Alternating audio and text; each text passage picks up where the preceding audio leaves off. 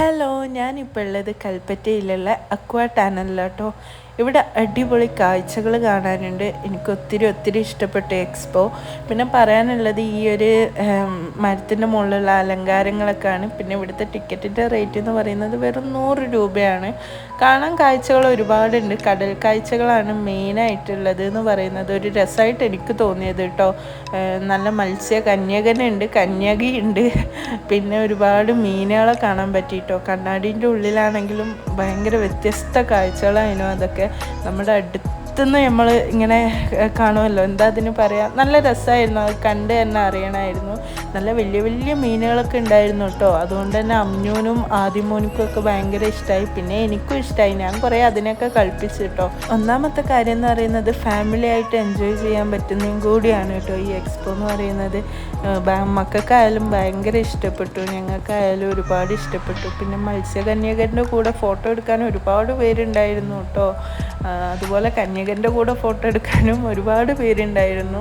അപ്പോൾ ഓരോ പോസുകൾ ചെയ്യുന്നുണ്ടായിരുന്നു. അവരെ കളി കുറച്ച് നോക്കിയിരുന്നു, നല്ല രസമുണ്ടായിരുന്നു. അപ്പോൾ അതും കുറച്ചൊരു വെറൈറ്റി കാഴ്ചകളൊക്കെ ആയപ്പോൾ തന്നെ അവിടെ ഒരു നല്ലൊരു എന്താ പറയുക, നല്ലൊരു ഫീലിങ്സ് കിട്ടിയിട്ടോ. നല്ലൊരു എക്സ്പോൻ്റെ ഒക്കെ ഒരു എന്താ പറയുക, അങ്ങനത്തെ ഒരു ഫീലിംഗ് ഒന്നും അല്ലെങ്കിലും ആ കാഴ്ച ഇങ്ങനെ കണ്ട് നിൽക്കുമ്പം ഒരു പ്രത്യേകതരം ഒരു രസമാണ് കേട്ടോ.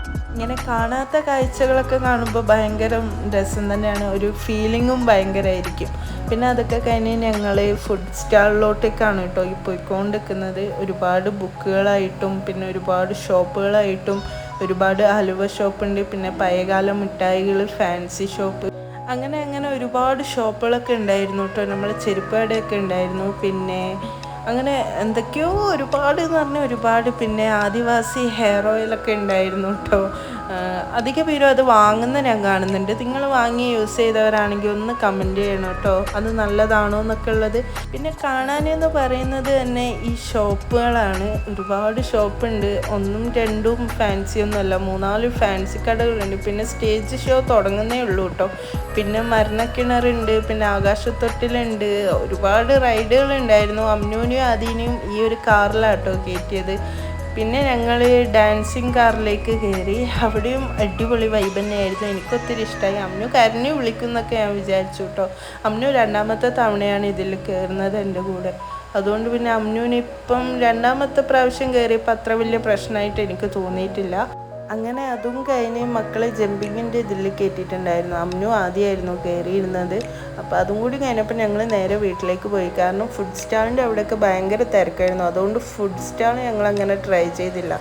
പിന്നെ അതിനും കൂടിയല്ല ഞങ്ങൾ വന്നത്. മെയിനായിട്ട് ഞങ്ങൾക്ക് റൈഡ് എൻജോയ് ചെയ്യാൻ വേണ്ടിയിട്ടായിരുന്നു വന്നത്. പിന്നെ മറ്റേ കടൽ കാഴ്ചകൾ എന്നും പറഞ്ഞ് അങ്ങനെ കാണാനും കൂടിയിട്ടായിരുന്നു വന്നത്. എക്സ്പോ അടിപൊളിയാണോ എന്ന് ചോദിച്ചു കഴിഞ്ഞാൽ മെയിനായിട്ട് കടൽ കാഴ്ചകളിൻ്റെതാണ് കേട്ടോ. അത് അടിപൊളി തന്നെയായിരുന്നു. അത് വന്ന് കണ്ട് ഫീൽ ചെയ്യേണ്ടത് തന്നെ ആയിരുന്നു. അപ്പം അതെനിക്ക് ഒത്തിരി ഇഷ്ടമായി. പിന്നെയെന്ന് പറയുന്നത് ഒക്കെ നോർമലി എക്സ്പോയിലുള്ള പോലെ തന്നെയാണ്. മെയിനായിട്ട് റൈഡ് ട്രൈ ചെയ്യാനാണല്ലോ വന്നത്. അപ്പോൾ ഓക്കെ, വീഡിയോ ഇഷ്ടപ്പെട്ട എല്ലാവരും ലൈക്ക് ചെയ്യുക, സബ്സ്ക്രൈബ് ചെയ്യുക. മറ്റൊരു പുതിയ വീഡിയോയുമായിട്ട് വീണ്ടും കാണാം. ടാറ്റാ.